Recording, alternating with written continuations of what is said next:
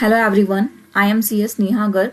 I am recording this demo lectures on the topic Jurisprudence, Interpretation and General Laws for CS Executive Students. In this lecture, I am covering Civil Procedure Code 1908 briefly. So let's have a look. Civil Procedure Code 1908. What does the meaning of civil procedure? इस code के अंदर जो नया word है वो यही है civil procedure. तो सिविल प्रोसीजर कोड क्या बोलता है, पहले हम सिविल प्रोसीजर की डेफिनेशन पढ़ लेते हैं. तो जो हमारा सिविल प्रोसीजर है, civil procedure means body of law concerned with the methods, procedures and practices used in civil litigation. यानी कि सिविल प्रोसीजर एक ऐसे लॉ की बात करता है जो रिलेटेड है किससे, मेथड से, प्रोसीजर से, प्रैक्टिसेस से, जो कि एक सिविल लिटिगेशंस में यूज होती हैं. सिविल लिटिगेशन ही क्यों, क्रिमिनल क्यों नहीं? क्रिमिनल के लिए इनका अपना अलग कोड है, क्रिमिनल प्रोसीजर कोड. तो यहाँ पे हम सिर्फ सिविल लॉ की बात करेंगे कि सिविल लॉ, सिविल लिटिगेशन में हम किस किस चीज का यूज करते हैं. तो यहाँ पे किसने वर्ड यूज किया है, body of law. According to civil procedure code, law is divided into two parts. First one is substantive law, second one is procedural law. Substantive law क्या होता है हमारा, where the rights and liabilities of any individual of any person is written. Rights and liability कहाँ लिखी होंगी, substantive law में. Substantive law main laws होता है आपके, जैसे कि आपका कंपनीज एक्ट हो गया, आपका पार्टनरशिप एक्ट हो गया, आपका कॉन्ट्रैक्ट एक्ट हो गया, या एनी अदर स्पेसिफाइड लॉ. बात करते हैं प्रोसीजरल लॉ. प्रोसीजरल लॉ क्या कहता है कि वो जो राइट्स एंड लायबिलिटीज आपके सब्सटेंटिव लॉ में लिखे हुए हैं उसे आप कैसे अचीव कर सकते हो, किस मेथड्स को आप यूज करोगे, क्या प्रोसीजर हैं, क्या प्रैक्टिसेस इन लॉ आप फॉलो करोगे जिसकी वजह से आप अपने राइट्स एंड लायबिलिटीज को यूज कर सकते हो. That is your procedural law. हमारा जो सिविल प्रोसीजर कोड है वो टू पार्ट्स में डिवाइड है. First part deals only with the section and the second part deals with the rules and orders. तो फर्स्ट पार्ट के अंदर हमारे टोटल 158 सेक्शंस हैं एंड सेकंड पार्ट के अंदर रूल्स एंड ऑर्डर हैं जो शेड्यूल 1 के अंदर हमारे लिखे हुए हैं.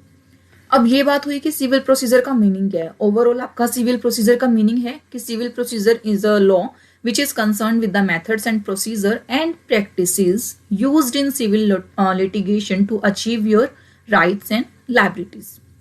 अब इस चैप्टर के अंदर कुछ बेसिक टर्मिनोलॉजी है हमारी कि इस चैप्टर के अंदर पर्टिकुलर पर्सन को, हर एक पर्सन को अपना एक नाम दिया गया है. वो नाम क्या है, उस नाम का मतलब क्या है. एक एग्जाम्पल लेके समझते हैं हम नाम को. मिस्टर ए ने मिस्टर बी को 10 लाख रुपीज दिए as an date on the specific time. जब लोन को रीपे करने का टाइम आया, मिस्टर बी ने बोला कि मैं आपको पैसे रिटर्न नहीं करूंगा. तो यहाँ पे ए के जो राइट्स है वो इन्फ्रिंज हुए. ए के पास राइट था कि वो मिस्टर बी से अपने 10 लाख रुपीज वापस ले सके, बट मिस्टर बी ने मना कर दिया कि मैं तो आपको पैसे नहीं दूंगा. मिस्टर ए को ये तो पता है कि मैं कोर्ट में सूट फाइल कर सकता हूँ. अब मिस्टर ए ने बोला कि I will file a suit against you. अब मिस्टर ए को नहीं पता कि मुझे सूट कैसे फाइल करना है. यही हम सीखेंगे आज कि हमें सूट कैसे फाइल करना है, कब एक कोर्ट आपके केस को मानेगा, कब एक कोर्ट आपके केस को एडमिट करेगा. तो पहली बात तो वो बंदा जिसके राइट इन्फ्रिंज हुए हैं, यानी कि जो अफेक्टेड है, उस पर्सन को बोला जाता है प्लेंटिफ. जो सेकंड पर्सन है जिसने आपके राइट इन्फ्रिंज किए हैं या जिसके खिलाफ केस फाइल होगा, दैट इज डिफेंडेंट. तो plaintiff is a person who files the suit or the one who claims. Now defendant is a person against whom suit is filed or the one who defends. तो यहाँ हमें दो parties पता चली. कोई भी suit file करने के लिए हमारे पास दो पार्टीज होनी चाहिए, प्लेंटिफ एंड द डिफेंडेंट. तो प्लेंटिफ कौन है, डिफेंडेंट कौन है, क्लियर है हम इन टर्म से. उसके बाद नेक्स्ट आते हैं. अब हमें पता चल गया जी हमारे पास प्लेंटिफ भी है, हमारे पास डिफेंडेंट भी है. अब हम सूट कैसे फाइल करेंगे, सूट फाइल करने का प्रोसेस क्या है. जब भी आपको सूट फाइल करना हो तो आप एक प्लेंट रेडी करेंगे. प्लेंट मतलब एक एप्लीकेशन, उसको डुप्लीकेसी के अंदर आप कोर्ट को जमा करवाएंगे. तो पढ़ते हैं. A civil action started by presenting a plaint in duplicate. 2 copy आप जमा करवाएंगे टू द कोर्ट कंटेनिंग. उसके अंदर क्या क्या होगा, concise statement of the material fact on which the party pleading relies for his claim. concise statement, short form में आप उसको अपना पूरा दुखड़ा समझा देंगे कि ये मुझ साथ हुआ था. मिस्टर बी ने इतनी डेट को मुझसे 10 लाख रुपीज लिए थे. उन्होंने प्रॉमिस किया था कि आफ्टर 3 years या any other time specified in the contract मैं आपको आपके पैसे लौटा दूंगा, बट उन्होंने अभी तक मुझे मेरे पैसे नहीं लौटाए हैं. जो भी आपका कंसाइज स्टेटमेंट होगा आप इसमें लिखेंगे और वो प्लेंट फिर आप कोर्ट को जाकर जमा करवा देंगे। In every plaint the fact must be proved bye an affidavit. जो भी आप प्लेंट रेडी करेंगे वो किससे प्रूव होगा? By an affidavit. अब यहाँ पे हमारे पास दो न्यू वर्ड्स आए हैं, प्लेंट एंड एफिडेविट। तो देखते हैं प्लेंट क्या होता है और एफिडेविट क्या होता है। तो जितने भी आप एप्लीकेशन लिखोगे उसके साथ आपको क्या लगाना जरूरी है? एक एफिडेविट लगाना जरूरी है। अब एफिडेविट होता क्या है? एफिडेविट एक नॉर्मली एक छोटा सा डॉक्यूमेंट है, सेल्फ डिक्लेरेशन। सेल्फ डिक्लेरेशन में हम क्या बोलते हैं कि जितने भी मैंने ऊपर मैटर्स लिखे हैं, जो भी एलिगेशंस मैंने लगाए हैं या जो भी स्टेटमेंट्स मैंने दी हैं, वो सब सच हैं to the best of my knowledge. An affidavit is a written statement of the deponent. Deponent is the one who is executing the affidavit. जो बंदा एफिडेविट बनाता है उसे डेपोनेंट बोला जाता है। तो एफिडेविट एक रिटन स्टेटमेंट है। कौन देगा? डेपोनेंट देगा ऑन ओथ। ओथ मतलब शपथ लेकर बोलता है कि मैं एग्री करता हूं, जितनी भी टर्म्स एंड कंडीशंस मैंने लिखी हैं, जो भी फैक्ट्स मैंने लिखे हैं, they are true to the best of my knowledge. Duly affirmed before any court or magistrate. आप कहाँ जमा करवा रहे हो? कोर्ट में या किसी मैजिस्ट्रेट के पास जमा करवा रहे हो, तो आप उस पर कंप्लीट अपनी अफर्मेशन देते हो कि मैं इसके ऊपर रिलाय करता हूँ और सारे फैक्ट्स मेरी नॉलेज के अकॉर्डिंग बिल्कुल सही हैं। Before any court or magistrate और any oath commissioner appointed by the court और बिफोर द नोटरी पब्लिक। तो एफिडेविट कब कब यूज होगा? जब भी आप कोई एप्लीकेशन कोर्ट के ऊपर लेके जाएंगे तो the court may at any time of its own motion or on application of any party order that any fact may be approved by the affidavit. तो court suo motu, on motion मतलब suo मोटो, अपने आप से भी कर सकता है या अपनी अगर कोई पार्टी आपको एप्लीकेशन लगाती है तो आप बोलोगे कि वो जो फैक्ट्स आपने लिखे हैं उस एप्लीकेशन में, उसके साथ एक एफिडेविट लगाओ कि आप लायबल हो उन फैक्ट्स के लिए जो आपने उस एप्लीकेशन में लिखे हैं। The court may at any time order that affidavit of any witness may be read at hearing unless either party bona fide desires to cross examine him and can be produce. जब भी आप अपने witnesses बनाते हो तो उसके साथ भी आपको एफिडेविट लगाने होंगे। तो court may at any time order that the affidavit of any witness, आप अपने विटनेस के एफिडेविट भी लगा सकते हो जिसको आप कोर्ट में प्रोड्यूस करना चाहते हो अपने बिहाफ पे। Upon application by a party, आप evidence of a witness may be given on affidavit but the court may at the instance of either party order of the dependent to attend the court for cross examination unless he is exempted from personal appearance. अगर आपके witnesses को कोई problem है तो वो उसको अपनी written statement affidavit पर लिख कर देना भी अलाउड किया जा सकता है until unless उसका पर्सनल अपीयरेंस जरूरी ना हो। So affidavit are confined to such facts as the deponent is able of his own knowledge to prove except an interlocutory applications। तो एफिडेविट क्या है? एफिडेविट वो सब स्टेटमेंट है जो डेपोनेंट लिखता है और वो कन्फाइंड होते हैं। क्यों? क्योंकि वो सिर्फ डेपोनेंट की नॉलेज पर ही रिलाई कर सकते हैं। हम डेपोनेंट सिर्फ उतनी ही चीजों की इंफॉर्मेशन दे सकता है जो उसके अकॉर्डिंग सही है। तो एफिडेविट को वैलिड माना जाता है एक्सेप्ट सम इंटरलोकेटरी एप्लीकेशंस, यानी कि अगर आपने उस फैक्ट को जो एफिडेविट के थ्रू प्रूव किया गया है उसके खिलाफ जब तक आप कुछ प्रूव नहीं कर देते तब तक आपका एफिडेविट जो है वो वैलिड होता है। नेक्स्ट टर्म था हमारा प्लेंट। अब प्लेंट क्या होता है? Plaint is a written statement filed by the plaintiff to claim his rights against defendant. Plaint वही फाइल करता है जिसे प्रॉब्लम है, जिसे अपना राइट चाहिए, जिसे क्लेम चाहिए। तो plaint is filed by the plaintiff. You know the term plaintiff, right? तो प्लेंटिफ अपना प्लेंट डिफेंडेंट को फाइल करता है। असेंशियल एलिमेंट्स क्या हैं प्लेंट के? जब भी आप कोई प्लेंट टाइप करते हो या प्लेंट सबमिट करते हो, एप्लीकेशन तो हम सबने कभी ना कभी फाइल की होगी, लिखा होता है कि टू किसको जा रही है, नीचे अपना नाम होता है। तो यानी कि डिस्क्रिप्शन ऑफ पार्टीज सबसे पहला जाएगा उसके अंदर, डिस्क्रिप्शन ऑफ पार्टीज, किस किस पार्टीज के बीच में ये प्लेंट है। सेकंड है grievances should be mentioned clearly. जब आपने अपना डिस्क्रिप्शन दे दिया, डिस्क्रिप्शन के बाद आप क्या बताओगे? जी हमें ये दिक्कत है, ए ने मिस्टर बी को पैसे दिए थे और मिस्टर बी ने ए को अपने पैसे वापस नहीं दिए हैं। चलो जी, अब आपने अपने डिस्क्रिप्शंस दे दिए, ग्रीवियंसेस दे दिए, अब आप क्या करेंगे? अब आप अपनी रेमेडी मांगेंगे। रेमेडी मतलब अब बोलेंगे कि मुझे ये रिलीफ चाहिए, मिस्टर बी ने मुझे मेरे पैसे वापस नहीं किए हैं, तो आप मुझे उनसे मेरे पैसे वापस दिलाइए विद इंटरेस्ट। उनके ऊपर पेनल्टी भी लग सकती है, आप कुछ और कंपनसेशन भी क्लेम कर सकते हैं। जो भी रेमेडी आपको चाहिए वो आप लिख कर जज को देंगे। उसके बाद है, ये तीनों चीजें आपने मेनली दी। ये जो फर्स्ट 3 चीजें हैं ये जरूर होनी ही चाहिए हर एप्लीकेशन में, हर प्लेंट में। इनके बिना कोई भी प्लेंट कंप्लीट हो ही नहीं सकता। Now next is required document as attachment in support of your claim. अब आपने सेकंड पॉइंट में हमने ग्रीवियंसेस लिखे, उसके साथ कुछ डॉक्यूमेंट्स तो लगाएंगे। जब मिस्टर ए ने मिस्टर बी को पैसे दिए होंगे तो कोई तो डॉक्यूमेंट क्रिएट किया होगा, तभी तो उनकी लायबिलिटी डिसाइड हुई होगी कि आप मुझे फर्दर डेट पे इतने रुपए वापस करेंगे। तो वो डॉक्यूमेंट्स की कॉपी भी आपको लगानी होगी। चलो, जब आपका प्लेंट बन गया, सब कुछ बन गया, ड्राफ्ट रेडी है, जब तक आप उसे साइन नहीं करोगे तब तक वो एग्जीक्यूट नहीं होगी। किसी भी डॉक्यूमेंट को एग्जीक्यूटेड डॉक्यूमेंट बनाने के लिए उस पर साइन करना कंपलसरी है। तो जब ये 5 पॉइंट आपके किसी डॉक्यूमेंट पर लिखे जाएंगे तो वो डॉक्यूमेंट बन जाएगा जी आपका प्लेंट। अब आपके पास प्लेंट है, एफिडेविट है, आपने plaint along with affidavit court में फाइल कर दिया। अब 2 पॉइंट आते हैं। एक तो प्लेंटिफ खुद गया कि कोर्ट में केस फाइल कर दिया। अब यहाँ पे मिस्टर ए ने मिस्टर बी को बोला कि तूने तो मेरे पैसे नहीं दिए, मैं तेरे खिलाफ सूट फाइल करूंगा। अब ए बी बोलते हैं कि चलो देख लेते हैं कौन गलत है कौन नहीं, मैं भी चलता हूं तुम्हारे साथ। ए और बी ने मिलकर दोनों ने ही प्लेंट फाइल किया, दोनों ने कंबाइन प्लेंट फाइल किया, दोनों ही एक साथ कोर्ट में प्रेजेंट है। और एक केस तो हमारा ये है कि दोनों एक साथ कोर्ट में प्रेजेंट है। एक केस हमारा ये है कि प्लेंटिफ अकेला जाकर कोर्ट में केस फाइल करता है। तो उस केस में क्या होगा, 2 केस हैं। पहला, अगर प्लेंटिफ अकेला जाता है। दूसरा, अगर प्लेंटिफ डिफेंडेंट के साथ जाता है। तो पहले हम डिस्कस करेंगे कि प्लेंटिफ अकेला ही कोर्ट गया।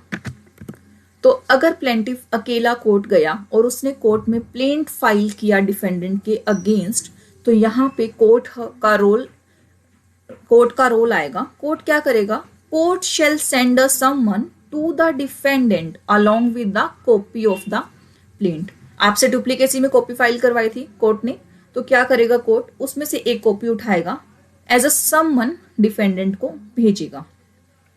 तो जैसे ही कोर्ट के पास प्लेंट आया, उसने सम्मन भेजा। सम्मन एक काइंड का नोटिस होता है। तो जब उसने सम्मन भेजा तो सम्मन किस तरीके से भेजेगा, सम्मन भेजने के उसके पास मेथड्स हैं। बाय रजिस्टर्ड पोस्ट भेज सकता है, बाय स्पीड पोस्ट भेज सकता है, या फिर एनी अदर कुरियर सर्विसेज। वो किसी भी कुरियर सर्विसेज को नहीं चूज करेगा, वो सिर्फ उन्हीं कुरियर सर्विसेज को चूज करेगा जो हाई कोर्ट ने कभी ना कभी आपको अप्रूव करके दी हैं कि आप ये कुरियर सर्विसेज यूज कर सकते हैं।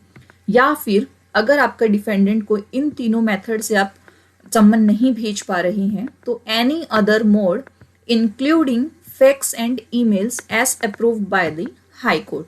तो जो 3rd एंड 4th पॉइंट है, उनका हाई कोर्ट से अप्रूवल होना जरूरी है। अब बात हो गई जी ये, तो अगर सम्मन कब भेजा जाएगा, जब प्लेंटिफ अकेला फाइल करने के लिए गया कोर्ट में। प्लेंटिफ और डिफेंडेंट दोनों ही फाइल करने के लिए गए, तो क्या कोर्ट को सम्मन भेजना जरूरी है? आपको सामने वाली पार्टी को नोटिस देना क्यों है कि प्लेंटिफ ने आपके खिलाफ केस फाइल किया है, ताकि उसे पता चले। जब दोनों ने मिलकर ही फाइल किया है तो उसे बताने की क्या जरूरत है जी आपके खिलाफ केस फाइल हुआ है। उसे तो पता ही है ना कि मेरे खिलाफ केस फाइल हुआ है। तो उस केस में court is not required to send the summon if the defendant is present at the time of filing a plaint in the court. ठीक है, अब बात करते हैं सम्मन की। सम्मन क्या होता है? सम्मन is a kind of notice. Notice किसको? डिफेंडेंट को। किस चीज का नोटिस? कि आपके खिलाफ प्लेंट फाइल हुआ है। प्लेंट में क्या लिखा है ये तो डिफेंडेंट को अपने आप से पता चल जाएगा सम्मन रिसीव करते हुए, क्योंकि हमने उसके साथ क्या लगाई है? Copy of plaint. तो अब सम्मन क्या होता है हमारा? सम्मन is a notice accompanied with copy of the plaint. अब जैसे डिफेंडेंट को सम्मन मिला, उसके बाद क्या होगा जी? On receive of summon, defendant is liable to present his defence statement within 30 days. Defendant के ऊपर कंपल्शन है कि जिस दिन आपको सम्मन रिसीव हुआ उसके with in 30 days I. Note कीजिएगा, ऑन द रिसीविंग ऑफ सम्मन, यानी कि सर्विस ऑफ सम्मन मतलब जिस दिन डिफेंडेंट को अपना सम्मन मिल गया, उस दिन नहीं जिस दिन कोर्ट ने इशू किया, उस दिन जिस दिन आपको सर्व हुआ वो। तो defendant is liable to present his defence statement within 30 days. अब बात करते हैं कि जो हमारा डिफेंडेंट है बेचारा, वो बीमार था या फिर वो आउट ऑफ स्टेशन था, 30 डेज में वो फाइल कर ही नहीं पाया। अपना डिफेंस स्टेटमेंट 30 डेज में वो फाइल कर ही नहीं पाया, तो उस केस में क्या होगा, उस केस में वो कोर्ट को अप्लाई कर सकता है कि मुझे एक्सटेंशन दिया जाए। तो कोर्ट के पास पावर है कि वो उस टाइम पीरियड को फर्दर 90 डेज के लिए एक्सटेंड कर सकती है। यानी कि if he fails to file the return statement within the stipulated time period, he is allowed to file the same on such other day as may be specified by the court for reasons to be recorded in writing. Time period for filing the written statement shouldn't exceed 90 days. तो यानी कि total defence statement का time क्या हुआ, therefore defense should be provided within a period of 30 plus 90 maximum 120 days. अब आप 120 days में भी नहीं फाइल कर पाए तो फिर तो जी आपका भगवान ही मालिक है। उसके बाद आप कोर्ट के पास जाओ, एप्लीकेशन लगाओ, देखते हैं क्या होता है। मैक्सिमम जो अलाउड परमिजिबल टाइम है वो आपका 120 डेज से एक्सीड नहीं कर सकता। सो नेक्स्ट, जब आप अपना डिफेंस फाइल करोगे तो डिफेंस में आप क्या क्या फाइल कर सकते हो। डिफेंस के अंदर आप फाइल करोगे, sorry, in the case defendant fails to file his defence statement within the time stipulated. तो अगर आपने अपने डिफेंडेंट ने आपका जो केस है वो फाइल नहीं किया within the time stipulated, तो he will not be allowed to file his defence on further dates. आगे की डेट्स पे आपको लीगली परमिशन नहीं मिलेगी कि आप अपना डिफेंस स्टेटमेंट फाइल करो। अगर आपको परमिशन चाहिए तो मे बी कोर्ट में अलाउ यू और नॉट अलाउ, बट जो आपका रिक्वायर्ड टाइम है, जिस टाइम पे आपका खुद का राइट है, वो सिर्फ 120 डेज ही है। तो ये तो पढ़ लिया हमने कि डिफेंस स्टेटमेंट आपको फाइल करना है। डिफेंस में क्या लिखेंगे हम, if the defence is based upon a document in his possession. अगर आपका डिफेंस किसी ऐसे डॉक्यूमेंट पर बेस्ड है जो आपके पोजेशन में ही है, तो और क्लेम फॉर सेट ऑफ और काउंटर क्लेम, या फिर आपको अपने डिफेंस स्टेटमेंट में सेट ऑफ या फिर काउंटर क्लेम करना है, तो आपको ये सारी बातें उसी डॉक्यूमेंट में यानी कि अपने डिफेंस स्टेटमेंट में ही लिखनी होंगी। डिफेंस स्टेटमेंट के साथ ही लिखेंगे और साथ में आप एक लिस्ट बनाएंगे, एक इंडेक्स टाइप बनाएंगे कि आपने क्या क्या डॉक्यूमेंट्स उसमें लगाए हैं। तो डिफेंस के साथ आप क्या क्या देंगे, अगर आपके पास कोई एविडेंस है आपकी बात को प्रूफ करने के लिए, कोई डॉक्यूमेंटेशन है, तो वो डॉक्यूमेंट लगाएंगे।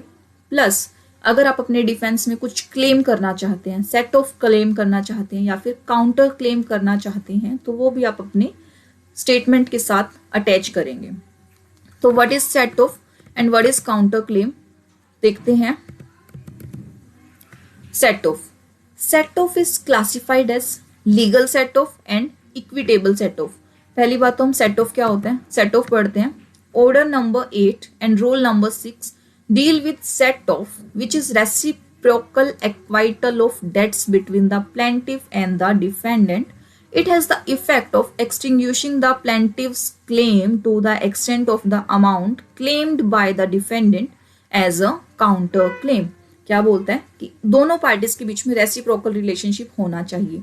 एग्जाम्पल लेते हैं कि ए ने मिस्टर बी को 10 लाख रुपीज के लिए शो किया था, पर बी को भी मिस्टर ए से 2 लाख रुपए लेने थे। ए ने मिस्टर बी से 2 लाख रुपए लिए हुए थे और बी ने मिस्टर ए से 10 लाख रुपए लिए थे। तो यहाँ सिचुएशन क्या है, A is the debtor of B and B is the debtor of A. दोनों के पास रेसिप्रोकल रिलेशनशिप है। ए डेटर है किसका, बी का, और बी डेटर है किसका, ए का। अब दोनों ही एक दूसरे के डेटर हैं एंड दोनों ही एक दूसरे के क्रेडिटर भी हैं। जब आप इस तरह का रेसिप्रोकल रिलेशनशिप बनाते हैं किसी से, इस तरह का रेसिप्रोकल रिलेशनशिप एग्जिस्ट करता है दो लोगों के बीच, तो उन लोगों के पास राइट है। तो यहाँ पे ए ने जब बी को अपने 10 लाख रुपए के लिए शो किया, तो बी के पास राइट है, वो अपने डिफेंस स्टेटमेंट में इस 2 लाख के सेट ऑफ को क्लेम कर सकता है कि जब मैं इन्हें 10 लाख रुपए दूंगा तो ये 2 लाख आप उसमें से काट लीजिएगा। तो here B is in power to file a set of claim at the time of filing his defense statement. तो जो इस तरह का सेट ऑफ होता है, ये होता है हमारा लीगल सेट ऑफ। अभी हमने पढ़ा था कि जो हमारे सेट ऑफ है वो 2 पार्ट्स के होते हैं, 2 टाइप्स के होते हैं, legal set off and equitable set of. अब लीगल सेट ऑफ तो हमें पता चल गया, जहां दोनों के पास अपना रेसिप्रोकल रिलेशनशिप होता है। तो लीगल सेट ऑफ क्लेम करना आपका राइट है। You should claim your legal set of, अगर ऐसा रिलेशनशिप आपके पास मेंटेन्ड है तो। इक्विटेबल सेट ऑफ क्या होता है, where the term money is not defined. आपको पता ही नहीं कि आपका क्लेम कितने रुपए का बनता है। एक एग्जाम्पल लेते हैं, mister A and mister B दोनों के पास गाड़ी है, दोनों अपनी गाड़ी से घूमने निकले। अब रास्ते में दोनों का एक्सीडेंट हो गया। मिस्टर ए की गाड़ी को भी डैमेज हुआ, मिस्टर बी की गाड़ी को भी डैमेज हुआ। ए क्लेम करता है कि मिस्टर बी ने मेरी गाड़ी तोड़ दी, बी क्लेम करता है कि मिस्टर ए ने मेरी गाड़ी तोड़ दी। यहाँ पे दोनों ही गाड़ियों के डैमेजेस हुए हैं, ए को भी डैमेज बनते हैं और बी के भी डैमेजेस बनते हैं, बट इन दोनों को नहीं पता कितने बनते हैं, कोर्ट कितना अलाउ करेगा इन्हें। तो यहाँ पे क्या हुआ, जो आपके डैमेजेस हैं, जो आपका कंपनसेशन है, वो अनसर्टेन्ड है। आप डिफाइन नहीं कर सकते कि आपको कितने रुपए मिलेंगे। तो इस काइंड के सेट ऑफ को बोलते हैं आप इक्विटेबल सेट ऑफ। इस केस में भी आप एप्लीकेशन लगा सकते हैं कोर्ट को कि भाई मेरे भी क्लेम बनता है, मेरे भी डैमेजेस बनते हैं, जो भी मेरा क्लेम होगा वो आप सेट ऑफ कर देना। लेकिन उस केस में आपके पास राइट नहीं है। राइट क्यों नहीं है? क्योंकि आप डिफाइन नहीं हो कि आपको मिलेगा भी नहीं मिलेगा, मिलेगा तो कितने अमाउंट का मिलेगा। तो इक्विटेबल सेट ऑफ के केसेस के अंदर आपका कंप्लीट राइट नहीं है। You can only apply for set of. तो अप्लाई तो आप दोनों ही केसेस में कर सकते हैं, लीगल में भी, इक्विटेबल में भी, बट क्लेम किस में कर सकते हैं? आपका राइट किस में है? सिर्फ लीगल में। तो ये था हमारा सेट ऑफ। अब है हमारा काउंटर क्लेम। काउंटर क्लेम का मतलब होता है क्लेम ऑन क्लेम। जब सामने वाला पर्सन आपसे क्लेम करता है, आप भी उसको काउंटर क्लेम में फंसाते हो। जैसे कि मिस्टर ए और मिस्टर बी की फाइट हुई, तो मिस्टर बी ने क्लेम किया कि मिस्टर ए ने मुझे मारा, मिस्टर ए ने मुझे बीट किया। तो यहाँ पे मिस्टर बी ने जब क्लेम फाइल किया, जब मिस्टर बी प्लेंटिफ है यहाँ पे, तो जब मिस्टर ए ने अपना डिफेंस स्टेटमेंट फाइल किया तो उन्होंने बोला कि हाँ मैंने मिस्टर बी को मारा था, बट उन्होंने मुझे प्रोवोक किया था, उन्होंने ये हरकतें की या anything else, you are claiming on that person. तो यानी कि अ डिफेंडेंट इन सूट में set up by way of counter claim against the claim of the plaintiff any right or claim in respect of a cause of action accruing to the defendant against the plaintiff either before or after the filing of suit, but before the defendant has delivered his defense or before the time limited for delivering his defense has expired। क्या बोलते हैं यहाँ पे, जब आपको defence statement file करना है तो डिफेंस कब तक फाइल होना जाना चाहिए आपका काउंटर क्लेम? उस टाइम तक जब तक आपने अपना डिफेंस फाइल नहीं किया है। बिफोर और after the filing of the suit का क्या मतलब है? बिफोर द सूट आप कैसे फाइल कर पाओगे अपना डिफेंस? उस टाइम पे जब where both the parties are going to the court for instituting a suit, जब प्लेंटिफ और डिफेंडेंट मिलकर सूट फाइल करते हैं, उस टाइम पे क्या होगा आपका, आपको डिफेंस स्टेटमेंट, आपको अपना काउंटर क्लेम उसी टाइम सबमिट करवा देना है जिस टाइम आपने प्लेंट सबमिट करवाया। लेकिन अगर आप दोनों साथ में नहीं गए हैं, सिर्फ प्लेंटिफ ने अकेले आपके खिलाफ प्लेंट फाइल किया है, तो उस केस में जो आपका डिफेंस स्टेटमेंट है वो बाद में फाइल होगा। तो जब आपका स्टेटमेंट बाद में फाइल हो रहा है, उस टाइम पे अपना डिफेंस स्टेटमेंट देंगे, उस टाइम पे आप अपना काउंटर क्लेम देंगे। तो यानी कि बिफोर और आफ्टर फाइलिंग समझ में आया आपको। उसके बाद है before delivering his defence statement. जितना भी आपका क्लेम, काउंटर क्लेम या सेट ऑफ बनता है, आपको अपने डिफेंस के साथ ही भेजना है। एक बार आपने अपना डिफेंस फाइल कर दिया, उसके बाद आप काउंटर क्लेम नहीं कर सकते। उसके बाद सिर्फ आप अपनी बात को प्रूव करने के लिए एविडेंसेस ही प्रूव कर सकते हैं। तो whether such counter claim is in nature of claim और डैमेजेस और नॉट। जरूरी नहीं है कि जो आपका काउंटर क्लेम है वो उसमें डैमेज हुआ ही हो, आप क्लेम फिर भी कर सकते हैं। यहाँ पे ए ने बी को मारा, पर बी ने पहले प्रोवोक किया था ए को। यहाँ पे डैमेजेस तो नहीं हुए कुछ, लेकिन फिर भी आपने उसे क्लेम किया कि उसने पहले मुझे प्रोवोक किया था। तो ये था हमारा legal set of, equitable set of और काउंटर क्लेम। तो यानी कि डिफेंस स्टेटमेंट जब आप फाइल करोगे 120 डेज में, जो डिफेंस स्टेटमेंट के साथ क्या क्या फाइल करोगे आप, सेट ऑफ या फिर काउंटर क्लेम। तो ये था हमारा कि डिफेंस के अंदर क्या क्या इंक्लूडेड होते हैं, सेट ऑफ क्या होता है। अब बात करते हैं कि एसेंशियल एलिमेंट्स ऑफ सूट। अब हमने पढ़ा कि पहले हमारे पास क्या होनी चाहिए, दो अपोजिंग पार्टीज यानी कि प्लेंटिफ एंड द डिफेंडेंट, और क्या होना चाहिए, cause of action. Cause of action मतलब वो मैटर जिसके लिए आपने केस फाइल किया है, फैक्ट इन इशू। ए ने बी को 10 लाख रुपए दिए, वो जो 10 लाख रुपए वापस नहीं देने का केस था, वो जो फैक्ट था, वो क्या था आपका, कोज ऑफ एक्शन। नेक्स्ट है subject matter of the suit. Subject matter of the suit मतलब कि पूरे उसका सब्जेक्ट क्या है, मैटर क्या है पूरा। ये तो कोज ऑफ एक्शन क्या है, 10 लाख रुपए नहीं दिए, लेकिन उसके पीछे की जो कहानी है वो आपका है subject matter of the suit. Next क्या था, रेमेडीज क्लेम। ये सबसे असेंशियल है। अगर आपको रेमेडी ही नहीं चाहिए तो सूट किस लिए? तो क्या आपको रेमेडी चाहिए, वो भी आपके सूट में लिखा होना चाहिए। तो eight the time when the defence statement is filed in the court, आपकी हियरिंग स्टार्ट हो जाएगी। वट इफ अगर डिफेंस स्टेटमेंट फाइल ही नहीं किया डिफेंडेंट ने, उस केस में क्या होगा? उस केस में कोर्ट उसका वेट करेगा, अगर वो नहीं आता है तो उसकी एब्सेंस में एक्स पार्टे डिसीजंस देगा। एक्स पार्टे डिसीजन मतलब decision on the basis of hearing of one party only, सिर्फ प्लेंटिफ को सुनकर ही वो अपना डिसीजन सुना देगा, वो डिफेंडेंट का फिर वेट नहीं करेगा। तो ये था हमारा कि एक सूट इंस्टीट्यूट कैसे होगा।